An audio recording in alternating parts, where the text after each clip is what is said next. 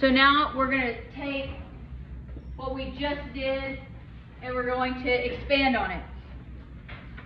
So if we have an experimental data, you'll do an experiment that's similar to this if you're in lab. It's the empirical formula for a hydrate. Okay, so the first thing you want to do, write down the steps, is if it gives you a percentage, you always want to convert the percentage to grams. This may or may not be applicable. It depends on what the problem gives you. If the problem gives you such and such percent of everything, you have to make it in grams. So in order to go from percentage to grams, you always assume that you start with 100 grams of the compound. You can start with any amount you want, but 100 is easy because then it just goes away. You can skip this step if the problem already gives you grams. So it's not always necessary. Then, for each element that's given in the problem, you are going to convert from the grams to the moles of each element. And you do that using the molar mass of each element that you get from the periodic table. We have done this before. We've done this already. Now, this is where it's going to sound strange and it will make more sense when we do it as an example. But write this down. Using your molar, you're going to write a pseudo formula, and you are going to use the moles that you just calculated as the subscripts. Now somebody's thinking, but Dr. B, you told me that I can never have decimals and fractions in a chemical formula. You're right. That's why it is a pseudo formula. We're going to get rid of them.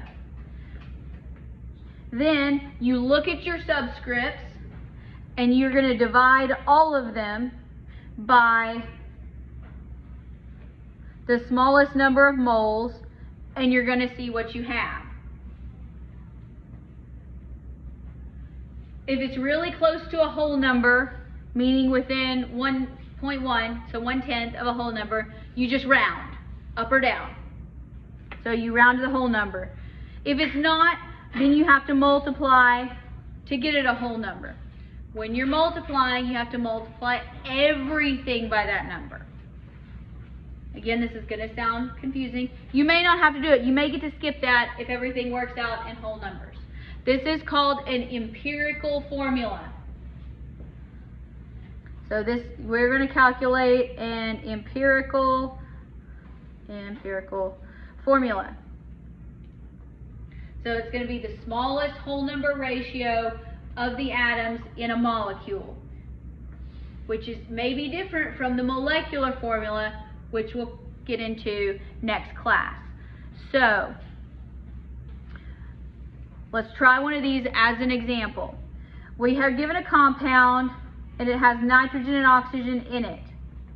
And it is going to have 24.5 grams of nitrogen, and it's going to calculate, and it has 70 grams of oxygen. It wants us to say what the formula is.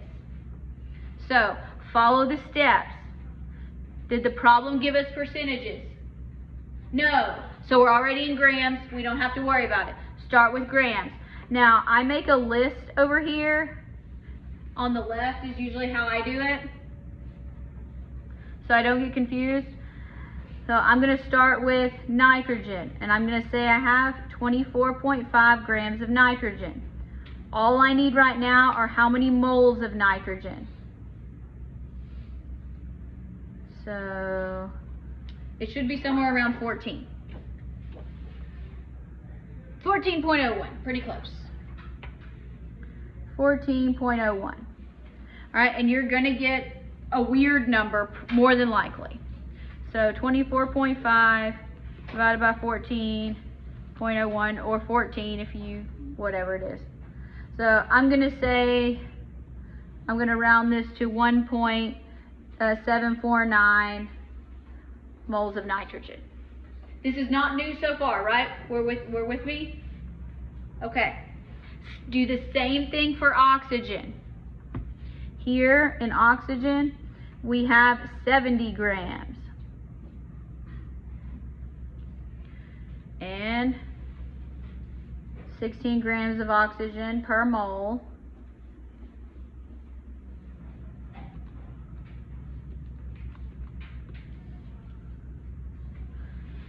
.375 moles of oxygen. So far we haven't done anything new. Now the next step says write a pseudo formula using your moles as subscripts. Traditionally I just write these in the order that the problem gives it to me. So it gave me nitrogen first.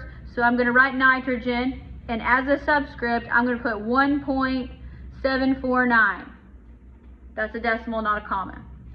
And then I'm going to put oxygen because it was given to me second, 4.375. No units, it's just a subscript. Which one is smaller? This one. So you're going to divide both of these by 1.749. When you get that, you get one nitrogen, obviously, because this cancels out.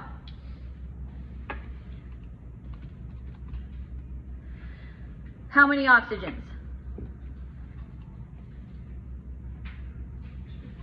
2.5. All right, are we done? No, we can't have decimals as subscripts. So you can put a 1 here, just so. Now, what could I multiply by to make this a whole number? 2. If I multiply it by 2, okay. Now, this is what you have to remember. When you're multiplying by 2, we're going to multiply the whole thing by 2. So instead of 1 nitrogen, how many nitrogens do we have? 2. How many oxygens do we have? 5. Who thinks that was not as hard as you thought it was going to be? Good, it's not that hard. It's not meant to be that hard. That is an empirical formula.